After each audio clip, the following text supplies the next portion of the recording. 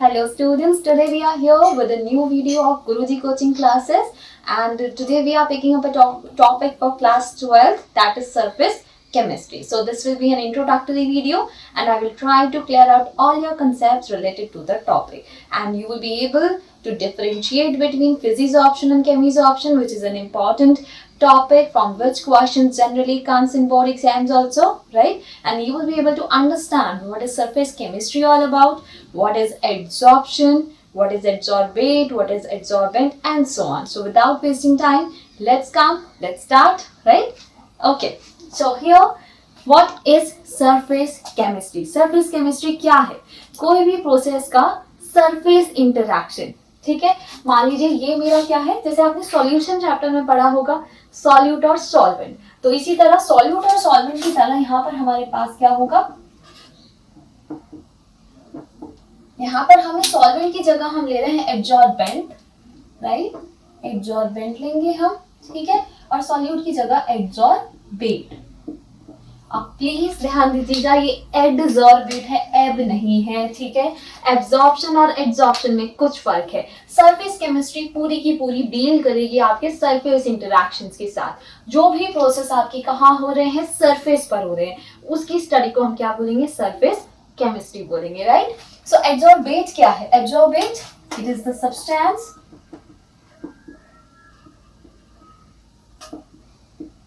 which sticks on the surface or which sticks on the surface of adsorbent, जो adsorbent की surface पर क्या होने जा रहा है, स्टिक होने जा रहा है, राइट। अभी डायग्रामेटिकली भी समझेंगे सो दैट आपको और अच्छे से समझ में आए, राइट। और adsorbent क्या होगा, the substance on which adsorbate will stick, जिसके ऊपर एड्जॉर्बेट चिपकेगा, राइट, उसको क्या बोलेंगे, एड्जॉर्बेंट। जिस सरफेस पे चिपकेगा एड्जॉर्बेंट बोलेंगे, जो चिपकेगा उसको एड्जॉर्बेट बोलेंगे। देखते हैं कैसे।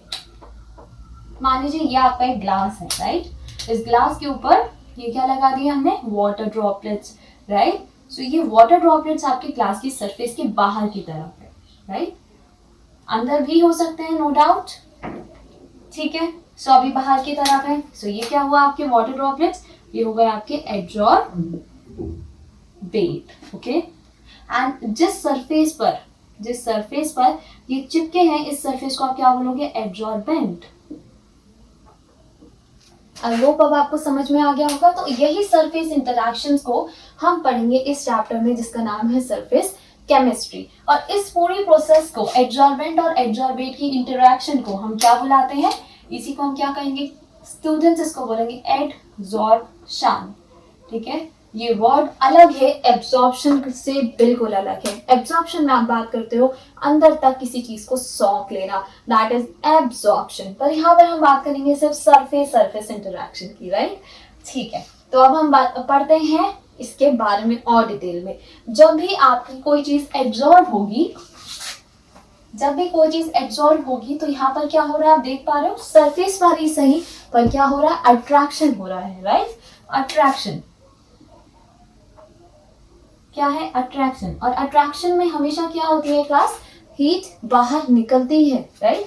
तो ये अट्रैक्शन जो है आपका कैसा प्रोसेस होता है, एक्सोथर्मिक होता है,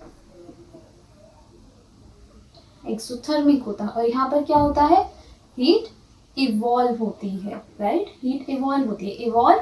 और अगर सिंपल भाषा में बोलूं तो निकलती है, हीट बाहर निकलती है, right, heat released, okay. So this heat release is termed as heat of adsorption.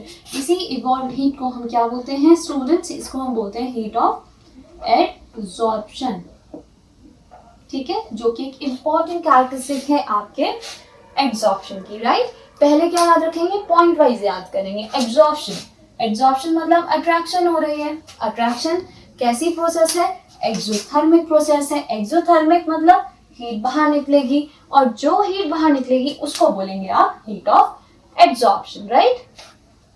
Now let's define it nicely, okay. इसको डिफाइन भी कर लेते हैं हम लोग अच्छे से थोड़ा। So what is heat of adsorption? Heat of adsorption, it is the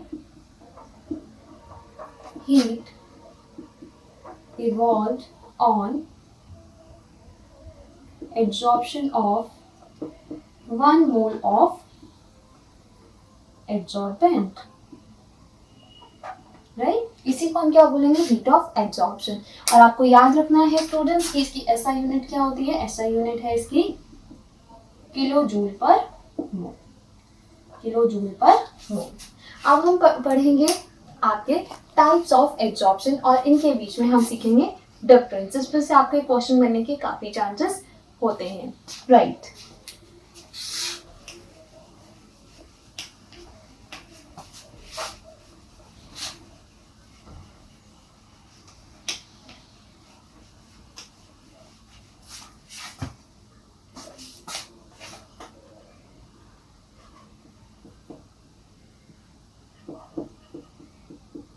Physisorption and chemisorption। पहली बात ये समझेंगे कि इनके बीच में कैसा फोर्स है, कैसे ये एक दूसरे से जुड़े होते हैं। फिजिकल एब्जॉर्प्शन कोई भी फिजिकल अटैचमेंट को आप बोल सकते हो। जैसे मान लीजिए मैंने अपने हाथ पर ये दोनों मार्कर्स रख दिए तो ये एक फिजिकल अट्रैक्शन हुआ, फिजिसॉर्प्शन। मेरे हैंड के सरफेस पर ये दोनों मार्कर्स हैं, सो दिस इज फिजिसॉर्प्शन। सो इनके बीच में कोई भी स्ट्रॉन्ग बॉन्ड नहीं होगा, या फिर आप कह सकते हैं weak bond of weak attraction होगा, वीक बॉन्ड, ठीक है? तो वीक फोर्सेस वर्क कर रहे होंगे यहाँ पर, जैसे कि आपके वैन डर वाल forces, right? Weak force of attraction हुआ। यहाँ पर केमिसॉर्प्शन में कोई भी केमिकल प्रोसेस है तो ऑफ कोर्स तभी कोई मॉलिक्यूल बनेगा जब उनके बीच में स्ट्रॉन्ग इंटरैक्शन होगी, राइट? तो यहाँ पर क्या होगा बेटा? Strong forces and attraction bond will be strong, तो स्ट्रॉन्ग बॉन्ड बनेगी यहाँ पर, ठीक है? सेकेंड पॉइंट डिस्कस करते हैं। सेकेंड पॉइंट कैसा होता है? रिवर्सिबल चेंज होता है आपका फिजिसॉर्प्शन, रिवर्सिबल चेंज होता है, राइट? रिवर्सिबल मतलब अभी मान लीजिए मैंने अपने हाथ पर ये दोनों मार्कर्स रखे तो मैं आसानी से इनको हटा भी सकती हूँ, उठा सकती हूँ। सो ये क्या हुआ? रिवर्सिबल। पहले रख दो फिर उठा दिया, रिवर्स कर दिया उसी प्रोसेस को। इसी तरह का होता है आपका फिजिसॉर्प्शन, ठीक है? जैसे मान लीजिए आपने ग्लास को, ठंडा ग्लास पानी का बाहर निकाला फ्रिज में से, उस पर आपके वाटर ड्रॉपलेट्स बने, राइट? पर कुछ समय के बाद जब आप उसको बाहर छोड़ दोगे तो वही ड्रॉपलेट्स हट जाएंगे, इवेपोरेट हो जाएंगे। आई होप आप समझ पा रहे हैं। तो वो क्या हुआ? रिवर्सिबल, रिवर्स हो गया वो चेंज। पहले वाटर ड्रॉपलेट्स थे, अब वाटर ड्रॉपलेट्स नहीं है, राइट? पर अब एक बार कोई केमिकल रिएक्शन हो जाए तो उसको रिवर्स कर पाना क्या हो जाता है? मुश्किल हो जाता है आपके लिए। So this is irreversible change. कैसा चेंज होगा ये? इरिवर्सिबल। एक बार कोई केमिकल कंपाउंड बन गया, वापस उसके रिएक्टेंट्स में टूटना थोड़ा टफ है, right? So this is quite irreversible.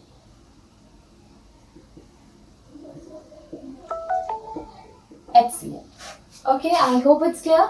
समझ में आ रहा होगा आप लोगों को। दोबारा HCl से H2Cl2 बन पाएगा, बट ये एक लंबा प्रोसेस है। पर अभी क्या है? रिवर्सिबल। रिवर्सिबल मतलब एकदम तुरंत आप उसको आसानी से बदल पा रहे हो। ऐसा आसान तो नहीं होगा ना HCl से वापस H2 और Cl2 banana. So this is an irreversible change. तुरंत उसको वापस रिएक्टेंट्स में बदल पाना इम्पॉसिबल रहेगा आपके लिए, राइट? नेक्स्ट पॉइंट डिस्कस करते हैं। तो नेक्स्ट पॉइंट है टेम्परेचर। सो टेम्परेचर अगर आप बढ़ा देंगे तो फिजिसॉर्प्शन क्या हो जाएगी? फिजिसॉर्प्शन डिक्रीज हो जाएगी। टेम्परेचर बढ़ा देने से फिजिसॉर्प्शन डिक्रीज। अब वही एग्जांपल से समझते हैं। आपने ठंडे पानी का ग्लास फ्रिज में रखा, उस पर वाटर ड्रॉपलेट्स आए, आपने उसको जब बाहर निकाला आप देखते हो उस पर वाटर ड्रॉपलेट्स हैं बाहर की साइड सरफेस के ऊपर ग्लास के, राइट? वो वाटर ड्रॉपलेट्स अगर उनको बाहर का टेम्परेचर क्या है, मान लीजिए गर्म है, तो वो वाटर ड्रॉपलेट्स कुछ समय के बाद अपने आप दिखाई नहीं देंगी, है ना? वो अपने आप क्या होंगी? वाटर वेपर में चेंज होंगी और हट जाएंगी वहां से, राइट? बट अगर कोई केमिकल चेंज है तो केमिकल चेंज को टेम्परेचर क्या करेगा? टेम्परेचर फेवर करेगा। टेम्परेचर बढ़ा देने से केमिसॉर्प्शन आपका इंक्रीज हो जाएगा, बढ़ जाएगा। तो temperature will help the reactants which have to undergo chemissorption to get attached with each other in a very nicer manner, और अच्छे से एक दूसरे के साथ मिक्स हो पाएंगे, सरफेस पर अट्रैक्शन और बढ़िया होगी केमिसॉर्प्शन में, राइट? अब करते हैं प्रेशर की बात। सो प्रेशर जब आप बढ़ा देंगे तो फिजिसॉर्प्शन क्या हो जाएगा, फिजिसॉर्प्शन विल इंक्रीज, ये भी बढ़ जाएगा। अब मान लीजिए कि मैंने ये मार्कर्स अपने हाथ पर रखे, मैं इसको प्रेस कर देती हूँ, मैं प्रेशर को बढ़ा देती हूँ, तो ये भी क्या हो जाएगा, अच्छे से चिपकेगा। ये जो मार्कर है मेरे हाथ के सरफेस पे और बढ़िया तरीके से चिपकेगा, और इसी को हम क्या बोलेंगे, फिजिसॉर्प्शन, राइट। फिजिसॉर्प्शन प्रेशर के साथ बढ़ेगा, ये बात आप याद रखेंगे, राइट। एंड प्रेशर के साथ आपका केमिसॉर्प्शन, अगर आप प्रेशर को इंक्रीज कर देंगे तो ये क्या हो जाएगा, केमिसॉर्प्शन डिक्रीज हो जाएगा, ठीक है। तो प्रेशर अगर आप बढ़ा दे रहे हैं तो chemisorption will decrease, chemisorption decrease हो जाएगी, क्योंकि कोई भी एक्सटर्नल प्रेशर, किसी भी आप प्रेशराइज करके कोई केमिकल रिएक्शन नहीं कर सकते।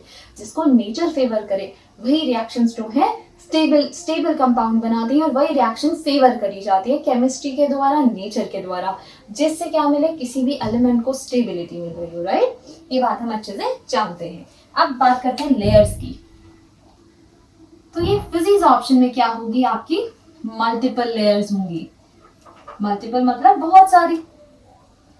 तो मल्टीपल लेयर्स कहाँ बना सकते हैं आप, फिजिसॉर्प्शन में। जैसे मान लीजिए हाथ के ऊपर एक मार्कर की लेयर, इसके ऊपर मैं 2 और लगा दूं, 2 और लगा दूं, 2 और लगा दूं, तो जितने मर्जी लगा दूं। क्यों, क्योंकि कोई केमिकल बॉन्ड तो बन नहीं रहा, ये फिजिकल बॉन्ड है। तो एक के ऊपर एक आप जितने मर्जी चाहे लेयर्स बना सकते हैं। सो ये याद रखेंगे, यहाँ पर क्या होगी, मल्टीपल लेयर मिलेगी आपको, राइट। केमिसॉर्प्शन में आपको मिलेगी सिंगल लेयर। सिंगल लेयर क्यों, क्योंकि आप मान लीजिए कोई भी सरफेस है, इसके ऊपर, ये सरफेस के ऊपर मुझे इस तरह से इनको बिठाना है, सरफेस के ऊपर केमिसॉर्प्शन कराना है। तो जो भी सरफेस के ऊपर मॉलिक्यूल्स हैं बेटा, उनके बीच में केमिकल बॉन्ड है, इनके बीच में, इसके बीच में, इसके बीच में, इसके ऊपर अगर आप एक और लेयर बना दोगे तो उनके बीच में केमिकल बॉन्ड बनना पॉसिबल नहीं है, राइट। सो ये रिएक्शन क्या है, केमिसॉर्प्शन जो है आपकी सिंगल लेयर में ही डील करेगी। अब लास्ट और बहुत इंपॉर्टेंट पॉइंट है आपका एक्टिवेशन एनर्जी, ठीक है, एक्टिवेशन एनर्जी। अब बात करते हैं एक्टिवेशन एनर्जी की।